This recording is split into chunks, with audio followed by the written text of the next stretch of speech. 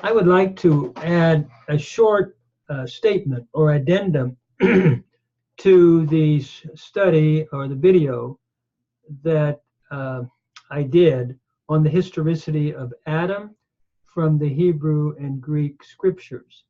One text that I failed to mention that I think is critical, showing the historicity of Adam, is found in Matthew chapter 23, where Jesus, in speaking with the religious leaders, rebukes them at that time for what they have done from Abel all the way to the end to Zachariah.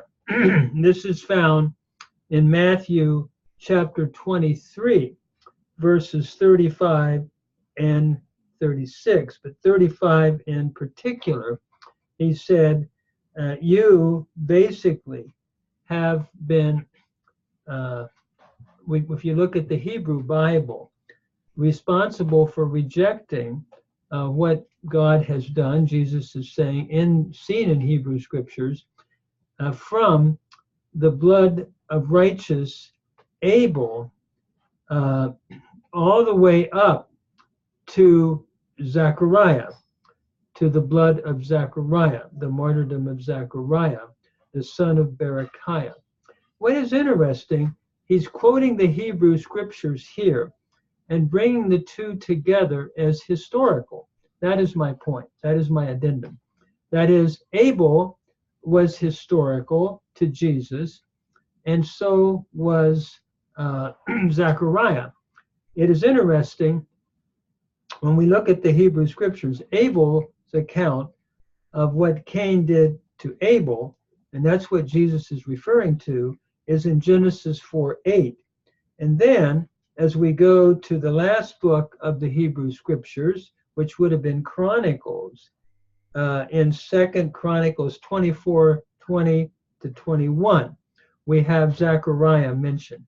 So I just wanted to add an addendum further illustrating that Jesus accepted, I believe, the full historicity of Adam.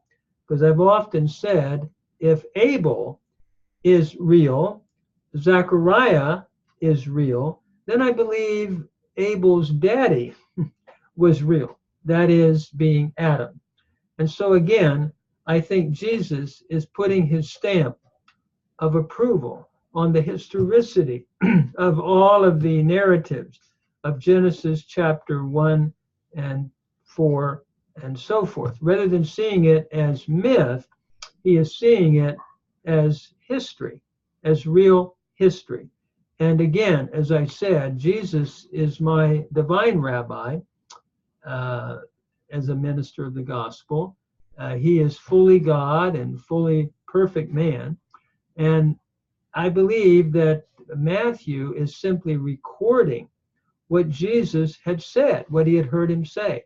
I don't believe there's an invention here of what Jesus said, but actually giving a record of what he said. And that record, I truly believe, indicates another, can I say, reason for believing in the historicity of Adam, because Jesus believed in the historicity of Abel up to Zechariah, and hence also Adam, who was the father of Abel. He would have believed that.